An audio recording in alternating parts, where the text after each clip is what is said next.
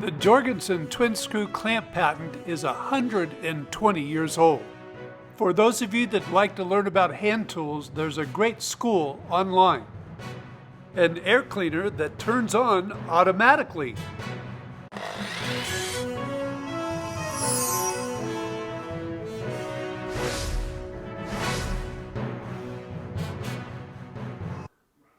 Welcome to the Woodworking News. I'm Don.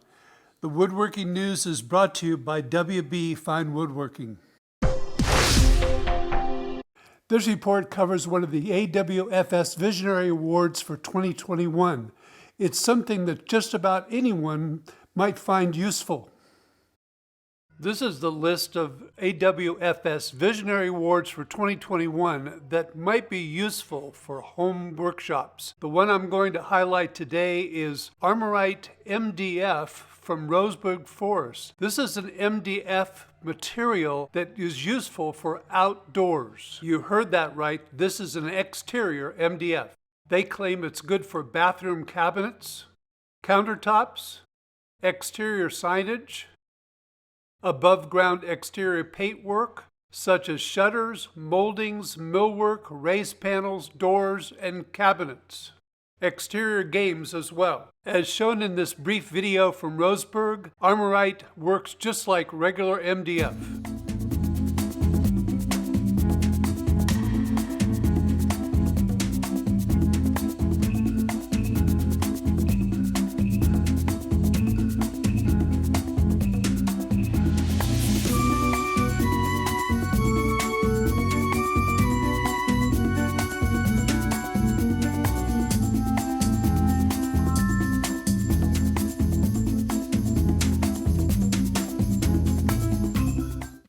As a homeowner, I think this product may come in very handy one day, especially if it's reasonably priced. Here's some news from the longtime clamp maker, Pony Jorgensen. According to a story in Woodshop News, Pony Jorgensen has a new website. Pony Jorgensen, maker of the Jorgensen hand screw, Pony pipe clamps, and other woodworking clamps, has introduced new user-focused features to its website. These upgrades include easier access to purchase and customer reviews. The story of Pony Jorgensen began in 1903 when a small company opened up shop in Chicago, Illinois. Founder Adele Holman, a former professional opera singer, envisioned a company that would grow through product innovation, excellent customer service, and woodworking tools with superior performance. She partnered with Hans Jorgensen, a Danish cabinet maker, and Marcus Russ, a tool salesman. It was an unlikely combination at the time, but it laid the foundation for Pony Jorgensen brands that woodworkers have come to rely on for high-quality clamps. Hans Jorgensen patented a hand screw that featured steel adjusting screws for much greater durability and clamping power, as well as adjustable clamping jaws to accommodate angles in the work being clamped. This single product was the beginning of the company's great success, and the hand screw remains the staple in woodworking shops today. This is the original Jorgensen clamp patent from 1901.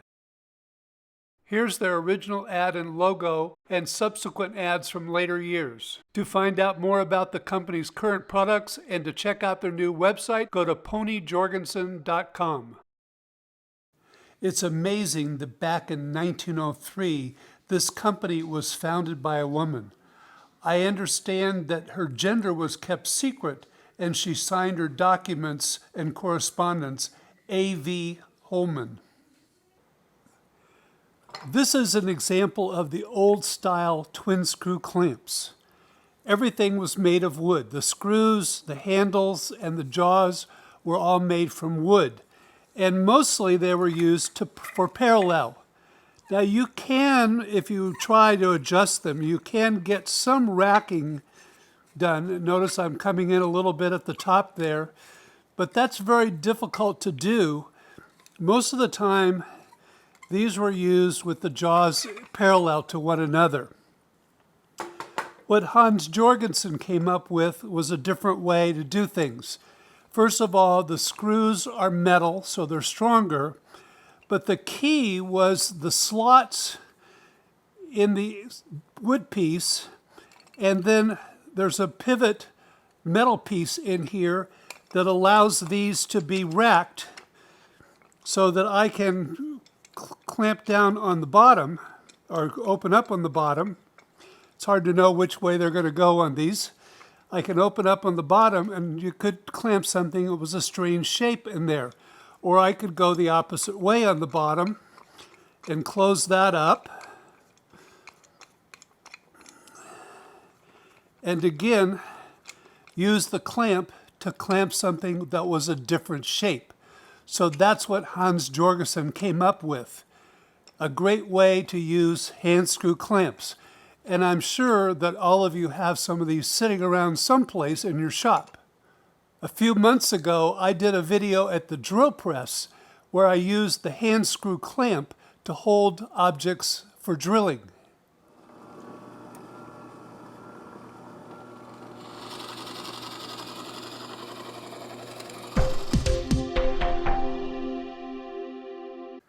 Surprisingly, the new Pony Jorgensen website had some information on home decorating.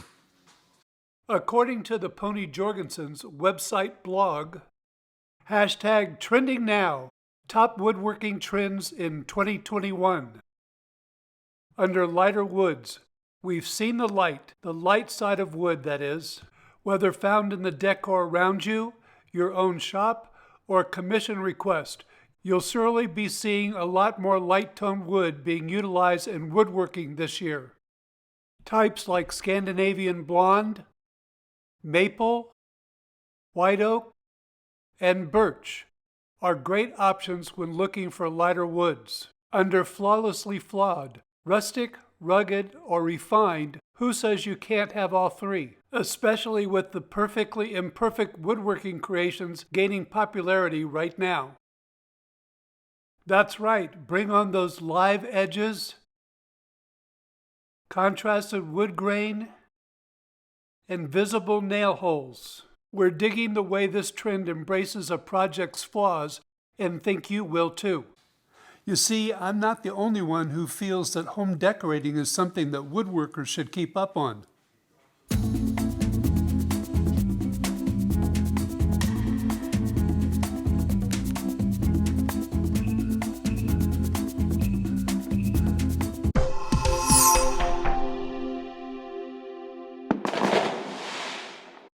Box making is a part of woodworking that can be very simple and complex, but it usually takes less materials than a bigger piece of furniture.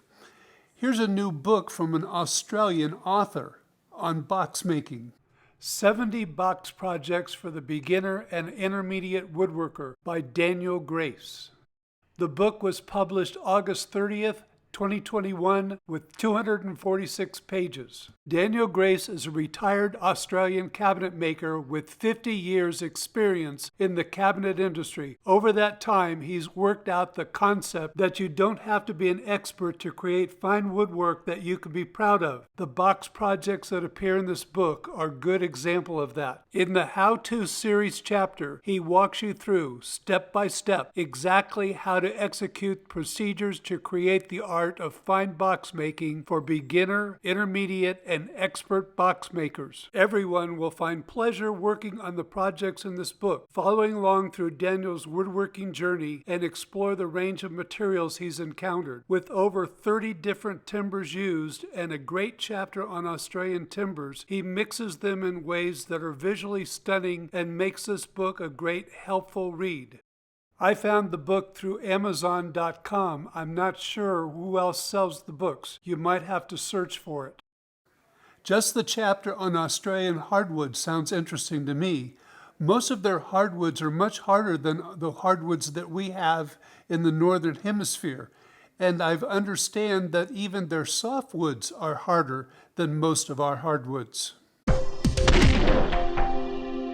I've been following Shannon Rogers on YouTube for quite a while. You may know him from the Wood Talk podcast or his Lumber Industry Update podcast.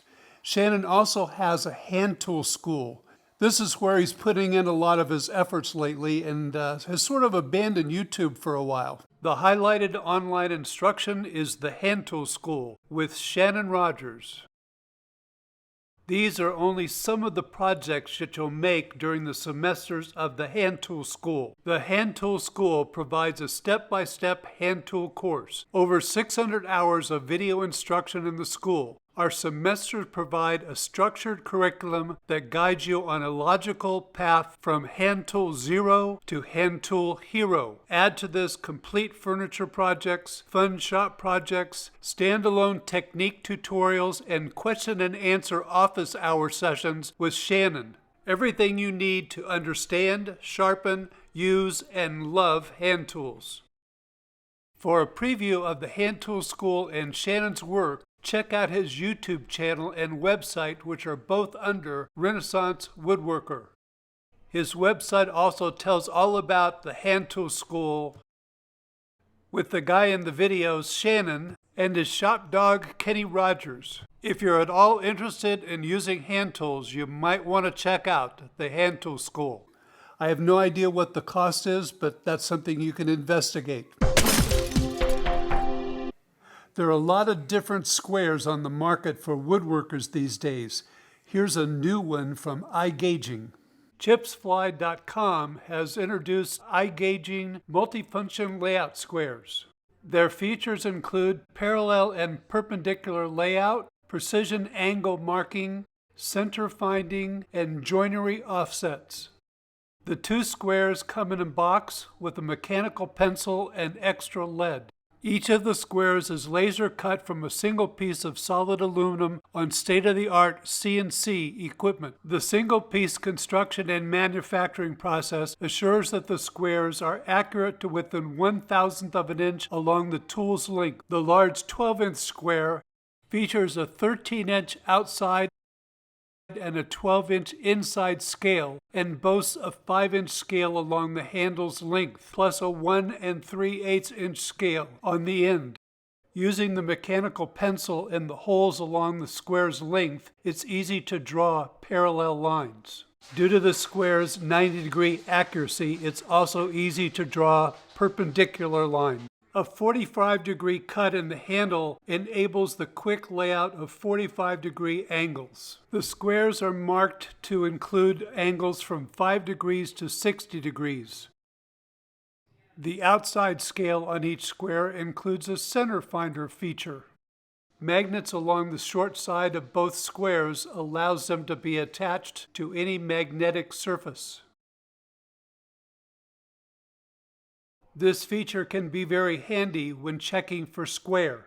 It can also be used to store the squares. To find out more about these multifunction squares from iGaging, go to chipsfly.com. They seem to be competing in a very saturated market, especially from a company that makes a different color, if you know what I mean. But their squares do have some nice features. Their price point may be a little better too.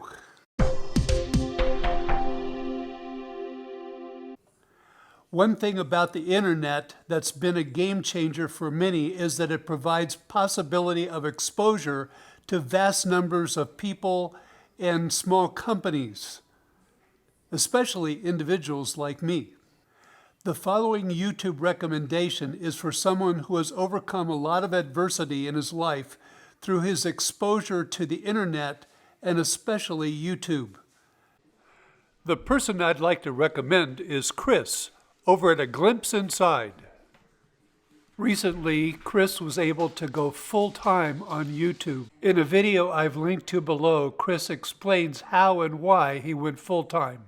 Videos on Chris's YouTube channel cover all kinds of things, from commissioned furniture he's built to a lot of different kinds of shop projects. He's even come up with a lot of unique ways to use French cleats. About a year ago, Chris had a new shop built on his property, so he's done a lot with that too. I highly recommend Chris over at A Glimpse Inside. Check him out on YouTube. I hope you'll watch Chris's video and subscribe to his channel. He needs all the support and the encouragement that the woodworking community can give him right now. And it's worth watching his videos. They're really good. I'm still looking for some contributions from all my viewers, and that includes all of you out there. If you have something that's newsworthy, please send it to me. You can find my email address on my website, wbfinewoodworking.com. So don't be shy. Send me some photos or short video clips. It could be a project that you've finished, one you're working on now, or even pictures of your shop. People out there love to see photos of people's shops and how they've set them up. So I'm asking you to include something. So send them to me.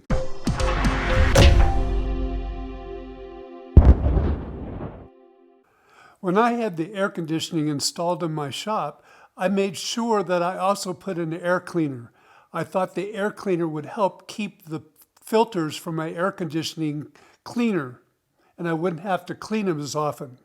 I also thought they'd help prevent from clogging up the air conditioning unit.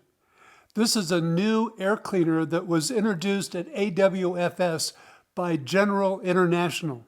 AWFS 2021 News. General International introduced their General International Smart Air Filtration System. It's a 1/5 horsepower automatic dust air cleaner with multiple running modes and LCD display. The model number is 10-1000. Here's a good view of the unit. On the bottom of this unit, there are 2 LED lights. This is a good demonstration of the unit's capabilities. It's inside a glass box and they set off a smoke bomb. Notice the LCD here shows air quality and fan speed. A nearby operator turned the unit on with a remote control. They also demonstrated the automatic intellectual controlled mode. The unit detected the smoke automatically and started up on its own. There is also a time-setting mode on this air cleaner. For more information, check the General International website. Keep watching the Woodworking News for more AWFS news. This looks like a great unit. Those lights on the bottom would be helpful. They'd help eliminate some of the shadows that are caused by the unit. But that automatic feature, now that would be fantastic, especially when I forget to turn on the air cleaner. Now, according to General International, the infrared sensor on this unit identifies dust particles down to 0.03 microns. That's the stuff that you really don't want to get into your lungs. If you like this video, remember to give it that thumbs up down below. Please share this video with friends. The more we get these videos shared, the more views I get, and the better my status is on YouTube. I greatly appreciate all the questions and comments that all of you ask. I really enjoy answering those, and thank you all very much for watching.